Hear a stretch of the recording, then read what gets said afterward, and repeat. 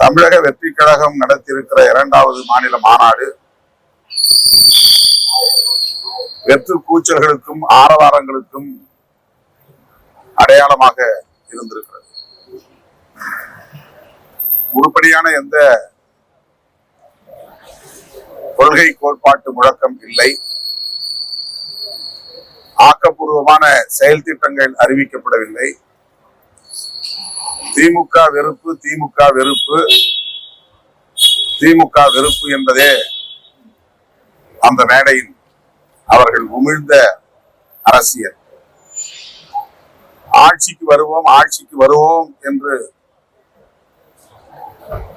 ஆர்ப்பரித்த பகல் கனவை கூச்சல்களாக முழங்கிய முழக்கங்கள் தான் அங்கே காணப்பட்டது. கட்சிகள் தொடங்கி இத்தனை ஆண்டுகள் ஆகியும் 2 மாநாடுகள் நடத்தியும் அவர்களது கொள்கை கோட்பாடுகள் செயல் திட்டங்கள் என்னவென்று அவர்களுக்கே இன்னும் புரியவில்லை என்பதை இந்த மாநாட்டில் அவர்கள் எழுப்பிய கூச்சலும் வெற்று ஆரவாரங்களும் நமக்கு உறுதிப்படுத்தி இருக்கின்றன. இத்தனை லட்சம் பேரை திரட்டி வெறும் சவடால்களை மட்டுமே முன்வைத்திருக்கிறார். திமுக வெறுப்பை மட்டுமே உமிழ்ந்திருக்கிறார் நடிகர் விஜய் அவர்கள். அவருடைய பேச்சில் ஆக்கப்பூர்வமான எந்த கருத்தும் இல்லை, கருத்தியலும் இல்லை.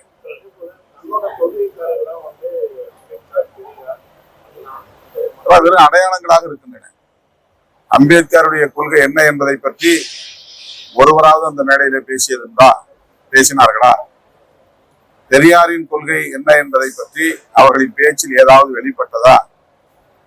பேசியவர்கள் அத்தனை பேருமே சவடால் அடித்தார்களே தவிர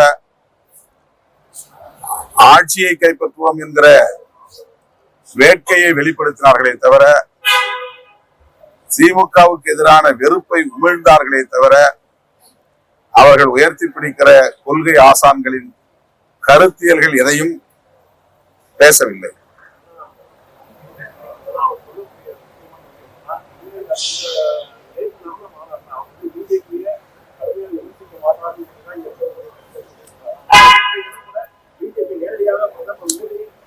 அதாவது பாஜகவை கொள்கை எதிரி என்கிறார், திமுகவை அரசியல் எதிரி என்கிறார். இது ஏற்கனவே சொன்னதுதான்.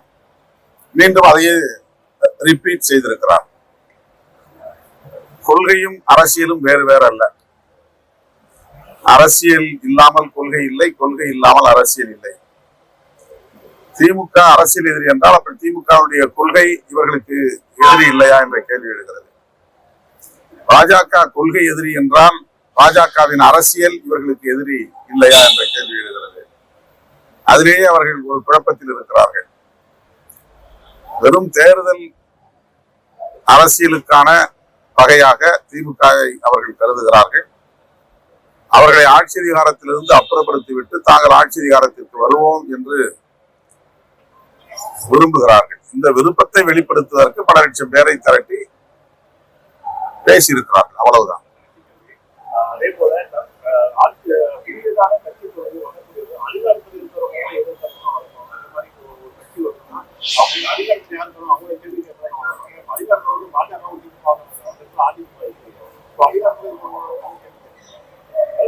அதிகாரத்தில் இருப்பவர்களை கேள்வி கேட்பது, விமர்சிப்பது பிரச்சனை இல்லை.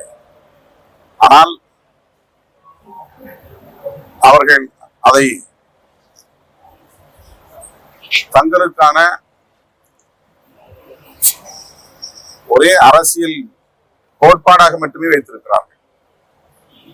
அதுதான் அவர்களின் கோட்பாடு, அதுதான் அவர்களின் கொள்கை என்பதை போல மீண்டும் மீண்டும் அதையே வலியுறுத்துகிறார்கள். மற்றபடி அவர்கள் கொள்கை சார்ந்த அல்லது கோட்பாடு சார்ந்த தீர்மானங்கள் எதையும் முன்வைக்கவில்லை. இப்போது இந்தியா முழுவதும் பற்றி எறியும் பிரச்சனை SIR. SIR-ஐ பற்றி என்ன நிலைப்பாடு? ஏன் அது குறித்து எந்த தீர்மானத்தையும் அவர்கள் நிறைவேற்றவில்லை அல்லது அதை பற்றி பேசவில்லை. இந்தியா முழுவதும் மட்டுமல்ல, உலகம் முழுவதுமே இது பற்றிய ஒரு உரையாடல் இன்றைக்கு தொடங்கி இருக்கிறது. ஜனநாயகத்தின் மீது நம்பிக்கை உள்ளவர்கள் அத்தனை பேருமே இந்த வாக்கு திருட்டு குறித்து கருத்துக்களை பகிர்ந்து வருகிறார்கள். ஆனால் வாக்கு திருட்டு பற்றி தேர்தல் ஆணையமே பாஜக அரசுக்கு துணை போகக்கூடிய மிக மோசமான இந்த குற்ற செயல் குறித்து தமிழக வெற்றி கழகத்தின் நிலைப்பாடு என்ன? அவர்கள் என்ன சொல்ல விரும்புகிறார்கள்? எதுவும் சொல்லவில்லை. அதை விட வேற என்ன பெரிய பிரச்சனை இன்றைக்கு பேச வேண்டிய பிரச்சனை இருக்கிறது? பேசவில்லை. அதே போல இன்றைக்கு அவர்கள் கொண்டு வந்திருக்கிற இந்த 3 சட்டங்கள் கொடிய சட்டங்கள், ஜனநாயகத்தை சிதைக்கும் சட்டங்கள், அரசமைப்பு சட்டத்தை சிதைக்கும் சட்டங்கள். இந்த சட்டங்கள் குறித்து தமிழக வெற்றி கழகத்தின் நிலைப்பாடு என்ன? ஏன் கருத்து எதுவும் சொல்லவில்லை?